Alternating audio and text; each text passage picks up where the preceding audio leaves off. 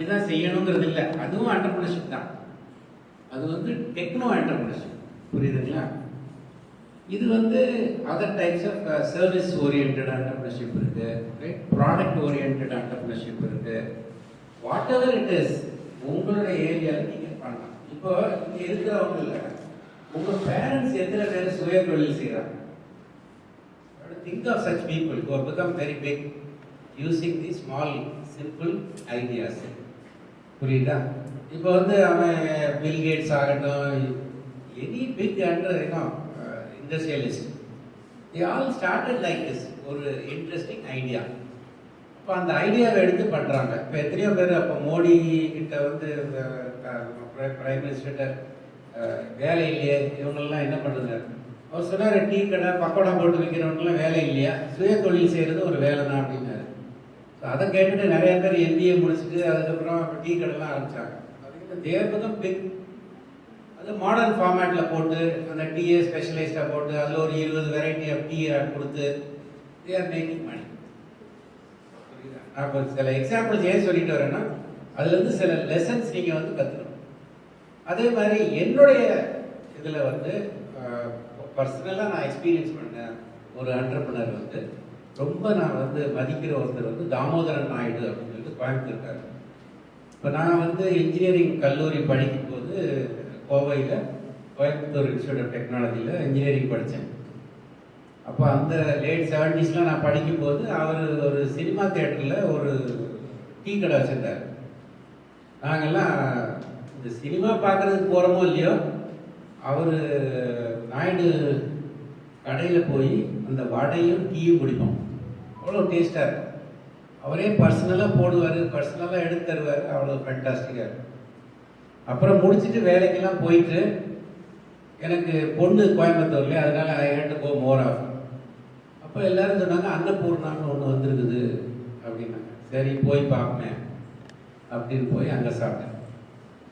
அந்த டைமில் ஒரே ஒரு கடை தான் வச்சுருந்தார் ஆர்எஸ்புரத்தில். அவரே முன்னாடி நின்று சர்வ் பண்ணுவார் எல்லாம். அப்போது சாம்பார்லாம் அவ்வளோ அருமையாக இருந்துச்சு, காஃபி அவ்வளோ ஃபேண்டாஸ்டிக்காக இருந்துச்சு. அப்புறம் தான் விசாரிச்சப்ப சொன்னாங்க, இவர் தான் அந்த டீ கடை வச்சுருந்தவர் தான் இதை வச்சுருக்காங்க.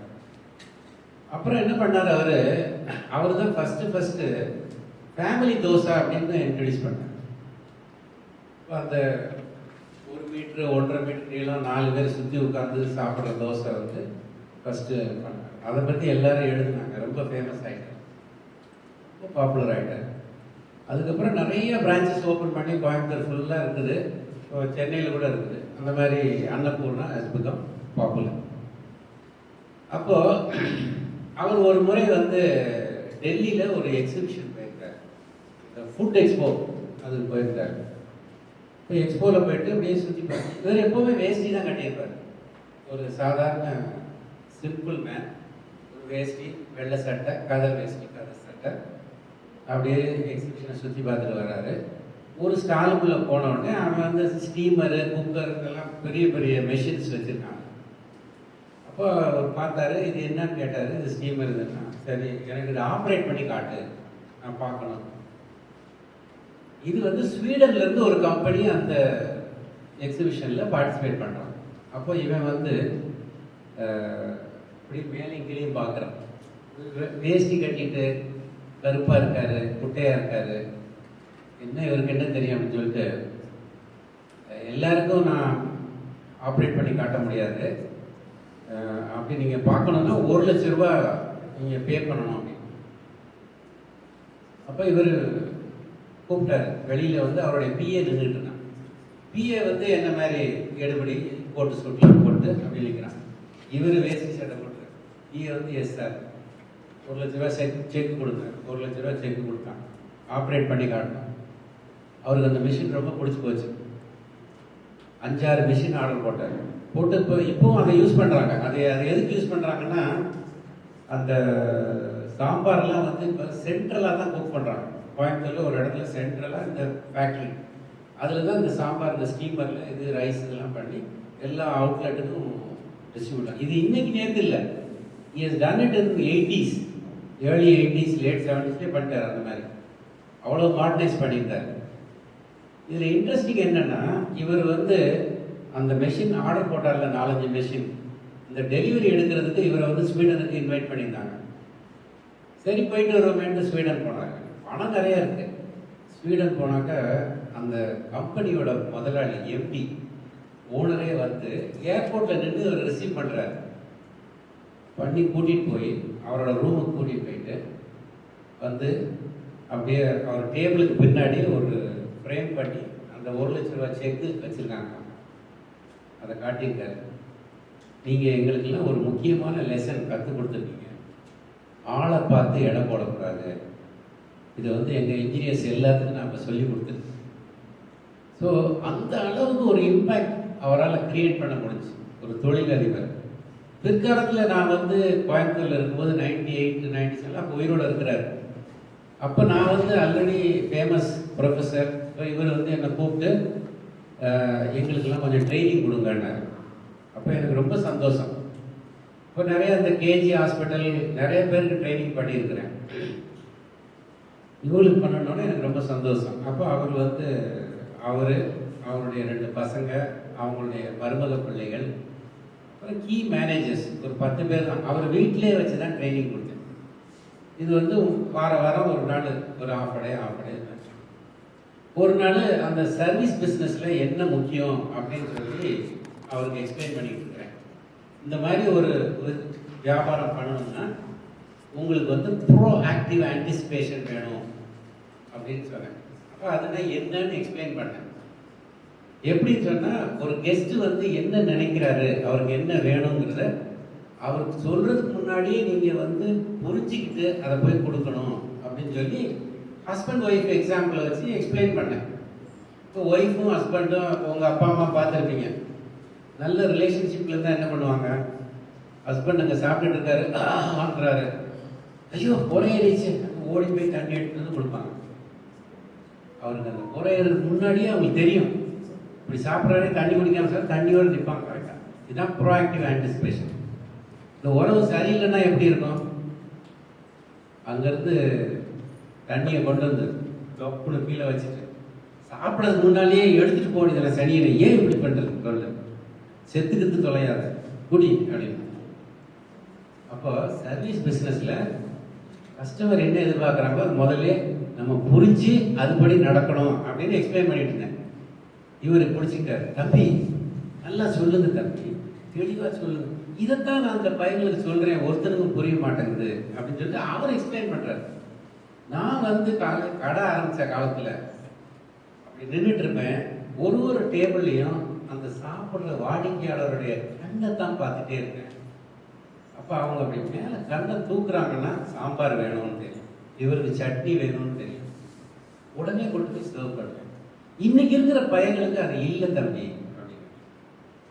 அந்த அளவுக்கு கிரேட் மேன். படிக்காமலே அவருக்கு வந்து நான் வந்து புத்தகத்தை படித்து அதுலேருந்து எக்ஸ்பிளைன் பண்ணுறேன் என்னென்ன சர்வீஸ் பிஸ்னஸில் சக்ஸஸ் ஆகணும்னா வேணும்னு சொன்னேன். அப்போ தான் இன்னோவேஷன் பற்றிலாம் சொன்னேன். இப்போ இதெல்லாம் இருந்தால் தான் நீங்கள் வந்து சக்ஸஸ்ஃபுல் ஆக முடியும் அப்படின்னு சொன்னேன். அப்போ அது வந்து ரொம்ப ஏந்திருக்காரு. அதுக்கப்புறம் அவருடைய பையனை ஸ்வீடனுக்கு அனுப்பி படிக்க வச்சு அவர் இந்த செகண்ட் சன் இப்போ நல்லா பண்ணிட்டு இருக்காரு. மாடர்ன் ஃபார்மேட்டில் நிறைய அவுட்லெட்ஸ் போட்டிருக்காங்க. இந்த மாதிரி டெவலப் ஆகிட்டே போகும். ஸோ ஒருத்தர் வந்து வாழ்க்கையில் அந்த காலத்தில் வாய்ப்புகள் கம்மி, பணம் வேணும்னா கிடைக்காது. என்டர்பிரினர்ஷிப் அப்படின்னா நீங்கள் போனீங்கன்னா பேங்க் போனாலே ஒரு மாதிரி பார்ப்போம். நான் வந்து கெமிக்கல் இன்ஜினியர் முடித்த உடனே நான் என்ன பண்ணேன், ப்ராஜெக்ட் ரெடியாக வச்சுருந்தேன். என்ன ப்ராஜெக்ட்னா, எங்கள் ஊர் வந்து அந்த பக்கம் அந்த சிவகாசி சைடு அங்கெல்லாம் மேட்ச் ஃபேக்ட்ரிஸ் இருக்கு. அப்போது குழந்தை சார் அப்போ அந்த மேட்ச் ஃபேக்ட்ரியில் இந்த சைடில் உரைச்சுவாங்க பார்த்தீங்களா, அந்த பாக்ஸு அந்த குச்சி உரைச்சிருங்கல்ல இந்த சைடில் உள்ளது, அந்த கெமிக்கல் பேர் வந்து red phosphorus. Red phosphorus import பண்ணி தான் அவங்க யூஸ் பண்ணிட்டு இருந்தாங்க. அப்போ நான் வந்து ரெட் பாஸ்பரஸ் வந்து ஒயிட் பாஸ்பரஸ் ரெட் பாஸ்பரஸ் பண்ணுறதுக்கு ப்ராஜெக்ட் ரிப்போர்ட் ரெடி பண்ணி அங்கே உள்ள முதலாளிகள்லாம் போய் பார்த்தேன், பேங்க் போய் பார்த்தேன், யாருமே பணம் தரல. கொடுத்துருந்தா ஒருவேளை ஐவலகம் தொழில் இருக்காது, புரியுதா? ஆனால் இன்னைக்கு சுச்சுவேஷன் வேற. இன்னைக்கு ஒரு ஐடியா இருந்தால் உடனே இப்போ எம்எஸ்எம்இ இருக்குது, பேங்க்ஸ் இருக்குது, there are so many people, there ready to fund you. உங்களுக்கு ஒரு ஐடியா தான் வேணும். Idea is important. ஸோ ஒரு பில்கேட்ஸ் ஆகட்டும், இல்லை ஒரு any big person you think of Dhirubhai Ambani ஆகட்டும், they all started with a simple idea. அதுதான் அவங்களுடைய இது. நீங்கள் இந்த இருவர் படம் பார்த்துருக்கீங்களா? இருவர் அது என்னது, குரு குரு குரு சினிமா யாரும் பார்த்துருக்கீங்களா? இவங்கெல்லாம் பிறந்துருக்கவே மாட்டாங்க, அதான் பிரச்சனை, வயசாயிடுச்சு. குரு படத்தில் 2 பேர் வருவாங்க. அது அவங்க கதை தான். அம்பானி வந்து ஒரு பெட்ரோல் பம்பில் வந்து பெட்ரோல் போட்டுட்டு இருக்காரு, புரியுதா உங்களுக்கு? எங்க ஏமன் நாட்டில் போய் பெட்ரோல் பம்பில் பெட்ரோல் போடுறாரு. அப்போ எல்லாரும் அப்படியே திடுத்துட்டு ஓடுறாங்க, எல்லாம் பயங்கரமாக வரவேற்க போகிறாங்க. இப்போ இவர் யார் அது, ஏன் இப்படி பார்க்குறீங்க? அவர் வந்து இந்த ஆயில் கம்பெனி இருக்குல்ல, அதோட முதலாளி. அவர் நம்ம பம்பை விசிட் பண்ண வராரு, அதனால எல்லாரும் ஓடுறாங்க. இப்போ அன்னைக்கு அவர் மனசில் அவர் முடிவு பண்ணார், ஒரு நாள் நான் வந்து இந்த மாதிரி ஒரு முதலாளி ஆவேன் அப்படின்னு அவர் முடிவு பண்ணுறார். அதை பண்ணிட்டு தான் இந்தியாவுக்கு வந்து தொழில் தொடங்குறாரு. முதல்ல அவருக்கு தெரிஞ்சது இந்த குஜராத்திங்கிறதுனால இந்த நூல் வாங்கி வைத்தார். இந்த நூல் வாங்குறதுக்காக போறாரு. யாருக்கிட்ட? பாம்பே டைமில் நஸ்லி வாடியான்னு ஒரு பெரிய முதலாளி, அவர் தான் காத்து கிடக்கிறாரு. நூல் வாங்குறதுக்கே அந்த காலத்தில் ஷார்ட்டேஜ். அப்போ நஸ்லி வாடியா அவரை வெயிட் பண்ண வைக்கிறார். அவர் வெயிட் பண்ணி பார்த்துட்டு அவருக்கு அழுத்து போயிடுது. மத்தியானம் சாப்பாடு டைம் ஆயிடுச்சு. சாப்பாடு டைமில் நஸ்லி வாடியா அப்படியே வெளியே போகிறாரு. இவர் எந்திரிச்சு கும்பிடுறாரு. பார்க்கணுமா, சாப்பிட்டு வந்துடுறேன் அப்படியே அவர் போயிட்டார். படத்துலலாம் வரும். அப்போது இவருக்கு சாப்பிட போக முடியாது. ஒருவேளை நம்ம போனோம்னா அந்த நேரத்தில் அவர் வந்துட்டாரு, ஆர்டர் கிடைக்காது அப்படின்னு சொல்லி அங்கேயே உட்காந்துருக்காரு. உட்காந்துருந்து அவர் என்ன பண்ணாருன்னா, அவர் ஈவினிங் வந்ததுக்கப்புறம் அவரை கையை காலை பிடிச்சி ஆர்டர் வாங்கி நூல் எடுத்து விற்று கொஞ்சம் கொஞ்சமாக பெரிய ஆளாக இருக்கார். ஆனால் அன்னைக்கு ஒரு சபதம் எடுத்தார். எப்படி இன்னொருத்தங்க நம்ம தமிழ்நாடு பாலிடிக்ஸ்லேயும் போய் கல்வியில் போய் ஒருத்தங்க அடித்து சபதம் எடுத்தாங்க, அதெல்லாம் அவங்களுக்கு ஞாபகம் இருக்கான்னு நமக்கு தெரியல. அது மாதிரி சபதம் எடுத்தார், ஒரு நாள் உன் கம்பெனியை நான் தீர்த்து கட்டுவேன், அதுக்கு மேலே நான் பெரிய ஆளாக வர வேண்டாம் சொல்லி அடுத்த 10 வருஷத்தில் ரிலையன்ஸ் வந்து பாம்பே டைம்லாம் தூக்கி சாப்பிட்டுச்சு. இப்போ நூல் விற்றவர் நூல் மேனுஃபேக்சர் பண்ண ஆரம்பித்தார். நூலை மேனுஃபேக்சர் பண்ண ஆரம்பித்தவர் அதுக்கு தேவையான பாலியஸ்டரை மேனுஃபேக்சர் பண்ண ஆரம்பித்தார். பாலியஸ்டரை மேனுஃபேக்சர் பண்ணுறதுக்கு தேவையான இவர் ஆயில் ரிஃபைனரியை அவர் ஸ்டார்ட் பண்ணிட்டார். கடைசியில் அவர் கனவுல என்ன நினச்சாரு, ஒரு நாள் நான் வந்து ஆயில் கம்பெனி முதலாளி ஆகணும். அது ஆகிட்டு அதுக்கப்புறம் தான் அவர் செத்தார். ஆக உங்களுக்கு என்னென்னா ஒரு ஐடியா வேணும், ஒரு விஷன் வேணும், அடுத்தாப்புல என்ன வேணும்னா ஒரு இன்னோவேஷன். அதாவது எல்லாரும் செய்கிறது நம்ம செய்யக்கூடாது. அது ஒரு இது சொல்லுவாங்க, இப்போ ஒரே எரும மாடாக இருக்குது இல்லை பசு மாடாக நிற்கிதுன்னு வைங்க. அப்போது எல்லாமே எரும மாடு தான், எல்லாமே அவங்கள யாரையும் சொல்லலை, இந்த வெளியில் சொல்கிறேன். அப்போது அதில் வந்து ஒரு புஸ்தகம், நல்ல புஸ்தகம் இருக்குது, ப்ரௌன் கவு அப்படின்னு. அதில் ஒரு மாடு மட்டும் ப்ரௌன் கலராக இருக்குன்னு வைங்க, எல்லாரும் அதை தான் பார்ப்போம். ஆக நீங்கள் என்ன பண்ணணும்னா, எப்படி உங்களை டிஃப்ரென்ஷியேட் பண்ணுறீங்க, அந்த மாதிரி ஒரு ப்ரௌன் கவு, ஒரு புது ஐடியா, இன்னோவேட்டிவ் ஐடியா, அது மாதிரி தான். ஸோ ஒரு ஐடியா, ஒரு இன்னோவேட்டிவ் ஐடியா அது இருந்துச்சுன்னா, அது டெக்னாலஜியில் இருக்கலாம். இப்போ ஏஐ நிறையா படிக்கிறீங்கன்னா ஏஐ ரிலேட்டடாக பண்ணலாம், இல்லை ஒரு மொபைல் ஆப் புதுசாக பண்ணிங்கன்னா மொபைல் ஆப்பாக இருக்கலாம், இல்லை உங்கள் தந்தை செய்கிற தொழில், தாய் செய்கிற தொழில், அதிலே வந்து நீங்கள் அதை ஒரு புதுமையாக பண்ணி அதை பெருசாக்கலாம். புரியுதா? இதுக்காக போய் ரொம்ப இது பண்ண இல்லை. எங்கள் அம்மா விவசாயம் பார்த்தாங்க. I am again going back to agriculture. That is my passion. அது ரொம்ப நாளாக இருந்துச்சு. நான் படிக்க போகும்போதே அக்ரிகல்ச்சர் தான் படிப்பேன். எங்கள் அப்பா தான் இல்லை இன்ஜினியராக தாண்டா ஆகணும்னு சொல்லி எனக்கே தெரியாமல் சேர்த்து விட்டாரு. அவரே என் கையெழுத்தை போட்டு. சரி, ராங் திங். ஒருவேளை விட்டுருந்தா அக்ரிகல்ச்சர் படிச்சிருந்தா இன்றைக்கி எங்கேயோ போயிருக்கேன். ஸோ அந்த passion today is actually driving me. Even at this age I want to reach that, I want to fulfil that. அது மாதிரி உங்களுக்குள்ளார அந்த கொழுந்து விட்டு எரியிற தீ என்ன what do I like, what is it that I want to do, what do I want to give to this society, what do I want to be known. இதுதான் நீங்கள் ஒவ்வொருத்தரும் சிந்திக்கணும். ஏன்னா இன்னைக்கு வந்து ரிஸ்க் எடுத்து செய்வார். அதுதான் அவருடைய திறமை. அதனால தான் இவ்வளோ பெருசாக வளர்த்தார். அப்போ அவர் என்ன சொல்றாருன்னா, ஒரு எக்ஸாம்பிள் சொல்லுவார் அடிக்கடி. ஒரு சின்ன இடத்த கொடுத்தீங்கன்னா, ஒரு மரத்தில் ஒரு சின்ன இடத்த கொடுத்தீங்கன்னா, மரத்துலையோ ஒரு இடத்துலையோ எங்கேயோ கொடுத்தீங்கன்னா, அதுவே நீங்கள் ஒரு காக்காயோ குருவியாக இருந்தால் என்ன பண்ணுவீங்க? சின்ன கூடு கட்டுவீங்க.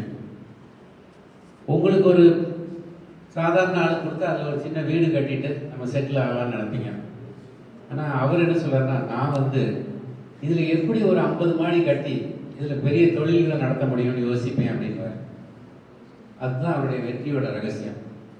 இப்போ இன்னைக்கு அவர் வந்து அஃப்கோர்ஸ் இன்னைக்கு இருக்கிற மெடிக்கல் சயின்ஸில் வந்து இனிமேட்டுக்கு நம்ம சாகணுங்கிற வாய்ப்பே இல்லை. ஏன்னா அந்த அளவுக்கு சயின்ஸ் டெவலப் ஆகிட்டே இருக்கு.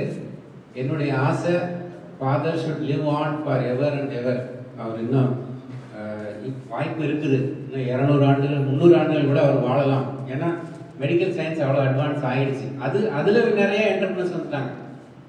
ஏஜ் ரிவர்சல்லாம் கண்டுபிடிச்சிட்டாங்க. அது மாதிரி அவர் இருக்க போகிறாரு. ஈவன் அதர்வைஸ் இன்னொரு 500 வருஷம் 1000 வருஷம் கழிச்சா கூட அருள்ராஜ் ஃபாதர்னு ஒருத்தர் இருந்தார். அவர் ஸ்டார்ட் பண்ணது இது அவருடைய லெகசி. அது அதே மாதிரி நான் வந்து I was the first director of founding director of IIM Ranchi. Though it is not mine, I always had that entrepreneurial spirit. அதை வந்து ஃபுல்லாக டெவலப் பண்ணி கொண்டு வந்தேன். ஸோ என்னைக்கு போனாலும் அந்த போர்டில் first name MJ Xavier, first director of IIM Ranchi. அதோட vision everything I develop.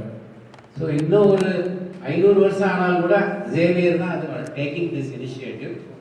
ஒரு உங்களுக்குள்ளார ஒரு என்டர்பிரினர்ஷிப்பை எப்படி அந்த தீயை வளர்க்குறது, ஹவு டு டெவலப் தட், அப்படி ஒரு ஐடியா வந்ததுக்கப்புறம் அதை எப்படி நீங்கள் வந்து அதை வந்து நடைமுறைப்படுத்த போகிறீங்க. அதுக்கு நிறையா இருக்குது.